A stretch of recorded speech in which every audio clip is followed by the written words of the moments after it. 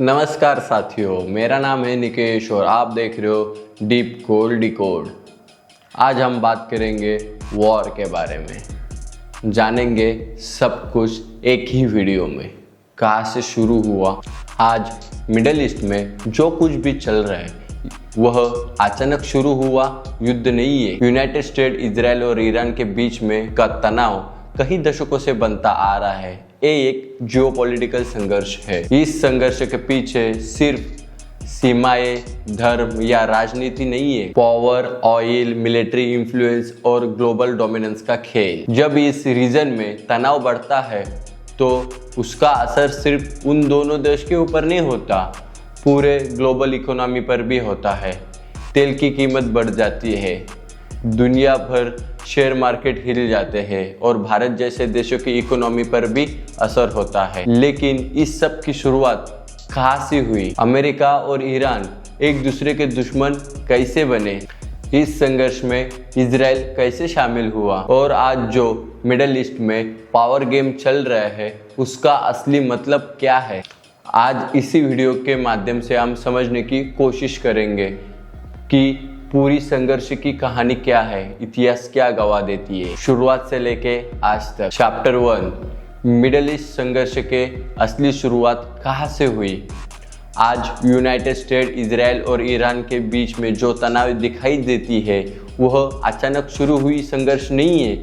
इसकी जड़ें लगभग 40-50 साल पहले तक जाती है और इस पूरी संघर्ष की कहानी समझनी रहेगी तो अपने को 1979 के समय में जाना पड़ेगा। उस समय मिडिल ईस्ट में ईरान की स्थिति आज से बिल्कुल अलग थी। उस समय ईरान अमेरिका का दुश्मन नहीं था बल्कि उसका एक महत्वपूर्ण सहयोगी था। उस समय ईरान में मोहम्मद रेजा पाहलवी की सत्ता थी। शाह की सरकार पश्चिमी देशों को बहुत करीबी संबंध रखती थी, खासकर यूनाइटेड स्टेट की।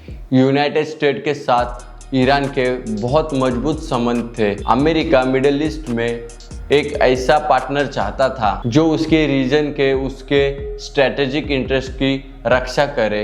इस वजह से उस समय अमेरिका और ईरान एक दूसरे के स्ट्रेटेजिक अलायंस थे। लेकिन 1979 में ईरान में एक बड़ी क्रांति हुई। इसे कहते हैं ईरानियन रेवोल्यूशन। इस क्रांति में ईरान के लोगों ने शाह सरकार के खिलाफ बड़े पैमानों में आंदोलन किया। इस आंदोलन का नेतृत्व धार्मिक और राजनीति नेता रुहुल्लाह ख़ोमेनी कर रहे थे। आखिरकार यह क्रांति सफल हो गई और ईरान में एक नई इस्लामिक रिपब्लिक की स्थापना हुई। नए सरकार ने मिडिल ईस्ट की राजनीति को देखने का तरीका बदल दिया। इस सरकार ने अमेरिका के इन्फ्लुएंस को खुले तौर पर विरोध करना शुरू किया। यही से अमेरिका और ईरान के संबंध पूरी तरह से डगमगाने लगे। क्रांति के बाद एक और बड़ी घटना हुई। तेहरान में अमेरिका एम्बेसी पर कुछ ईरानी छात्रों ने कब्जा कर लिया। इस घटना को कहा जाता है ईरान हॉस्टेज क्राइसिस। इस दौरान 52 अमेरिकी नागरिकों को 444 दिन के लिए बांध कर रखा गया और यह घटना अमेरिका और ईरान के संबंधों को सबसे टर्निंग पॉइंट बन गई। इसके बाद अमेरिका ने ईरान पर कड़े इकोनॉमिक सैंक्शन लगा दिए और इसी समय दो देशों के संबंध लगभग दुश्मनी में बदल गए। ईरान ने कोशिश की कि वह मिडिल ईस्ट में एक स्वतंत्र रीजनल पावर बने। दूसरी तरफ अमेरिका भी इस रीजन में अपना इन्फ्लुएंस बनाए रखना चाहता था। यही से मिडिल ईस्ट में एक बड़ा पावर स्ट्रगल शुरू हुआ। इस संघर्ष में एक और महत्वपूर्ण देश शामिल हुआ, वह था इजराइल। अमेरिका और इजराइल करीबी स्ट्रेटेजिक अलायंस थे और ईरान इजराइल को मिडिल ईस्ट में सबसे बड़ा विरोधी मानता था। इस तरह मिडिल ईस्ट में एक कॉम्प्लेक्स पावर ट्रायंगल बन गया, अमेरिका, इजराइल और ईरान। इन तीनों शक्तियों के बीच का संघर्ष कभी सीधे युद्ध के स्वरूप में दिखाई देता है तो कभी प्रॉक्सी कॉन्फ्लिक्ट के स्वरूप में। लेकिन इसकी असली शुरुआत 1979 के ईरानियन रेवोल्यूशन में हुई गई थी। चैप्टर 2, इजराइल और ईरान के बीच में राइवलरी कैसे शुरू हुई। 1979 की ईरानियन रेवोल्यूशन के बाद मिडिल ईस्ट की जियोपॉलिटिकल पूरी तरह से बदल गई। क्रांति से पहले ईरान और इजराइल के बीच इतनी खुली दुश्मनी नहीं थी।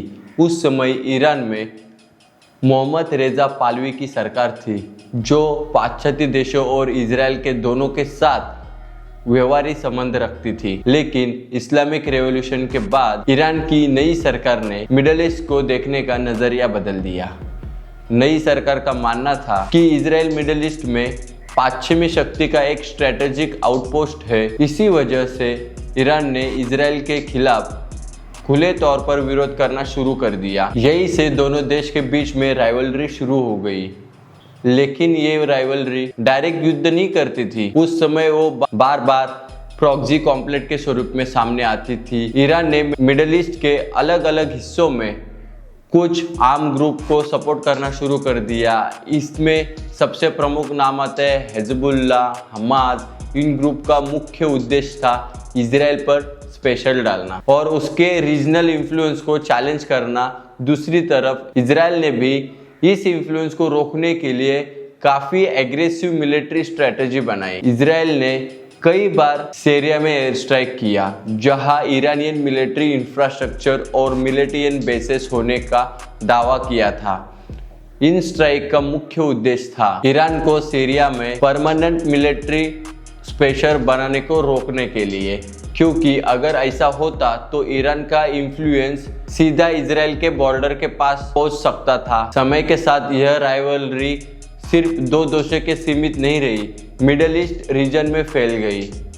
एक तरफ अमेरिका इजराइल के अलायंस थे और दूसरी तरफ ईरान और उसके रीजनल पार्टनर्स थे। इन दोनों साइड के बीच में कभी मिलिट्री स्ट्राइक होती तो कभी प्रॉक्सी वॉर। लेकिन इस पूरे संघर्ष का मूल सवाल आज भी वही है, मिडिल ईस्ट में सबसे ज़्यादा इन्फ्लुएंस किसका है।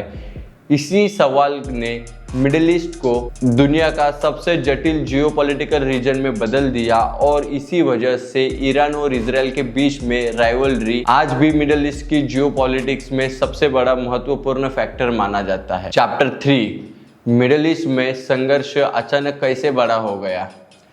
ईरान और इजराइल के बीच राइवलरी कई दशकों से मौजूद थी, लेकिन लंबे समय तक यह राइवलरी सीधा युद्ध में नहीं बदल गई। दोनों देश एक दूसरे पर कभी सीधा हमला नहीं करते थे, वो खाली एक दूसरे के खिलाफ जाते थे और यही जियोपॉलिटिकल में प्रॉक्सी कॉन्फ्लिक्ट कहा जाता है।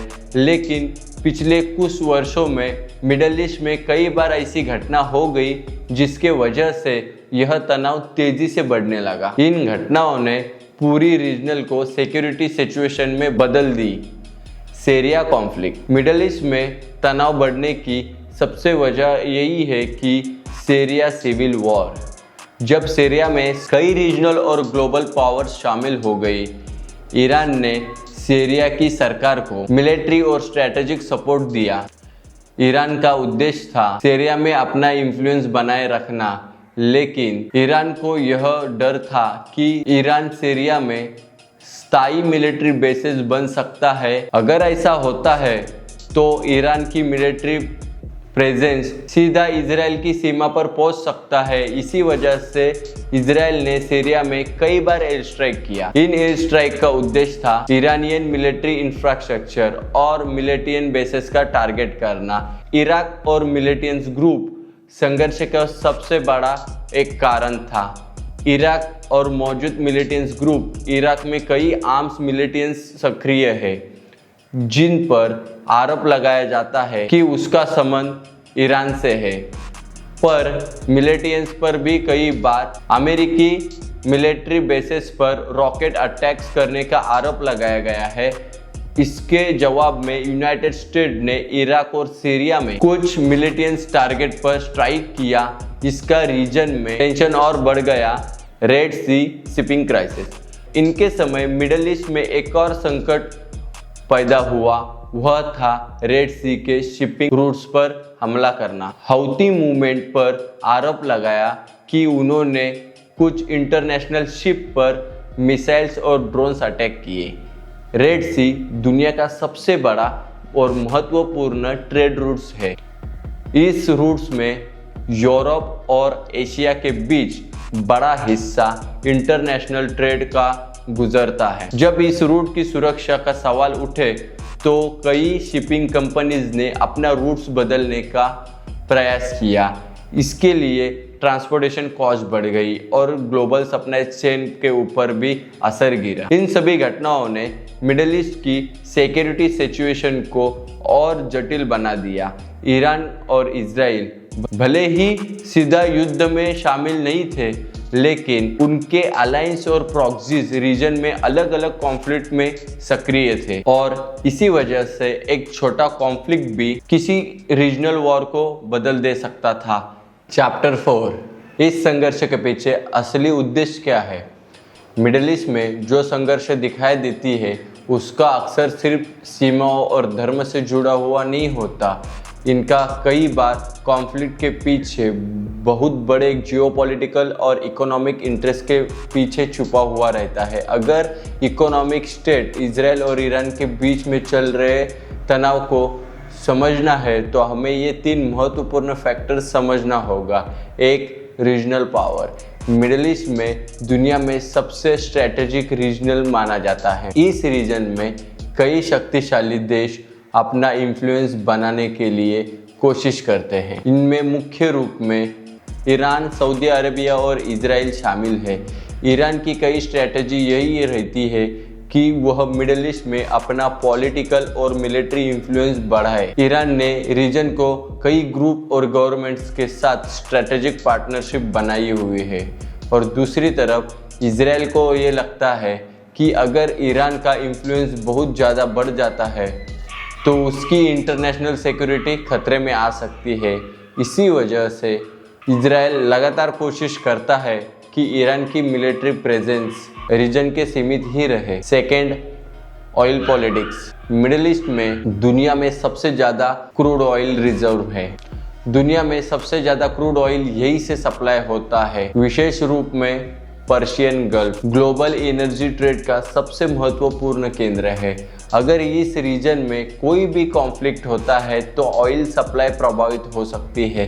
जब ट्रेडर्स को लगता है कि ऑयल सप्लाई अभी खतरे में पड़ सकती है तो ऑयल प्राइसेस तुरंत बढ़ने लगते हैं। इसी वजह से मिडिल ईस्ट में होने वाले कॉन्फ्लिक्ट सिर्फ रीजनल इशू नहीं होते, ये ग्लोबल इकोनॉमी को भी असर करते हैं। Third, military presence. United state में मिडिल ईस्ट में कई बार मिलिट्री बेसेस स्थापित किए हैं। इन बेसेस का उद्देश्य है रीजन में स्टेबिलिटी बनाए रखना और अपने अलायंस की सिक्योरिटी को सपोर्ट बनाए रखना। लेकिन कुछ देशों को मानना है कि यह प्रेजेंस अमेरिका के स्ट्रैटेजिक इन्फ्लुएंस को बनाए रखने के लिए बनाए गए हैं। ईरान मिडिल ईस्ट में अमेरिका मिलिट्री प्रेजेंस को विरोध करता है। इसी वजह से रीजन में कई बार टेंशन बढ़ती है। Strategic reality. इन सभी फैक्टर्स को देखने के बाद एक बात साफ दिखाई देती है, मिडिल ईस्ट में जो भी लड़ाई होती है वो सिर्फ 2 देश के युद्ध नहीं होते, ये पावर, ऑयल और इन्फ्लुएंस के एक बड़े जियोपॉलिटिकल गेम का हिस्सा होते हैं। इसी वजह से इस रीजन में होने वाली हर घटना के ऊपर पूरी दुनिया की नज़र रहती है, क्योंकि मिडिल ईस्ट में होने वाला कोई भी कॉन्फ्लिक्ट उसी जगह के सीमित नहीं रहता। उसका असर पूरे ग्लोबल इकोनॉमी, एनर्जी मार्केट और इंटरनेशनल पॉलिटिक्स सभी के ऊपर होता है। इस संघर्ष का भारत और दुनिया के ऊपर क्या असर होता है? मिडिल ईस्ट में जब कोई तनाव बढ़ता है उसका असर सिर्फ उसी रीजन के हिस्से सीमित नहीं होता, क्योंकि मिडिल ईस्ट में पूरी दुनिया का एनर्जी सिस्टम का सबसे बड़ा पूर्ण केंद्र माना जाता है। क्रूड ऑयल सप्लाई यही से होती है। इसी वजह से अगर मिडिल ईस्ट में कोई भी कॉन्फ्लिक्ट बढ़ता है तो उसका असर ग्लोबल एनर्जी के ऊपर भी पड़ता है। ऑयल मार्केट्स में अगर ट्रेडर्स को लगता है कोई भी कॉन्फ्लिक्ट के कारण ऑयल सप्लाई खतरे में पड़ सकती है तो क्रूड ऑयल की कीमतें बढ़ने लगती है। जब ऑयल प्राइस बढ़ती है तो उसका असर दुनिया भर में भी होता है, क्योंकि पेट्रोल डीजल की प्राइस बढ़ने लगती है और ट्रांसपोर्टेशन का कॉस्ट बढ़ने का मतलब है कि सब सामान की कीमतें बढ़ती है। और यही होता है कि दूर होने वाले युद्ध का असर भी रोज़मर्रा की ज़िंदगी के ऊपर भी होता है। दुनिया में कई ऐसे देश हैं जो एनर्जी इम्पोर्टेंट करते हैं, उसमें लगभग भारत भी आता है क्योंकि 80% क्रूड ऑयल अपन इंपोर्ट करते हैं। इसका मतलब दुनिया में अगर ऑयल की प्राइस बढ़ती है तो उसका असर सीधा भारत की इकोनॉमी पर भी होता है। जब ऑयल प्राइस बढ़ती है तो भारत का इंपोर्ट बिल बढ़ जाता है, सरकार को ज़्यादा फॉरेन करेंसी खर्च करनी पड़ती है। इसका असर इंडियन रुपीज़ के ऊपर भी होता है क्योंकि ज़्यादा फॉरेन करेंसी खर्च करने के बाद रुपया कमज़ोर हो जाता है तो इंपोर्ट महंगा हो जाता है और उसका असर सीधा इकोनॉमी के ऊपर होता है। ग्लोबल ट्रेड पर असर। मिडल ईस्ट सिर्फ ऑयल के लिए महत्वपूर्ण नहीं है, यह ग्लोबल शिपिंग रूट्स के लिए भी बहुत ज़्यादा इम्पोर्टेंट है। हार्मुज़ स्ट्रेट दुनिया में सबसे ज़्यादा इम्पोर्टेंट ऑयल शिपिंग रूट्स यही है। दुनिया में लगभग 20% शिपमेंट्स यही रूट से होती है।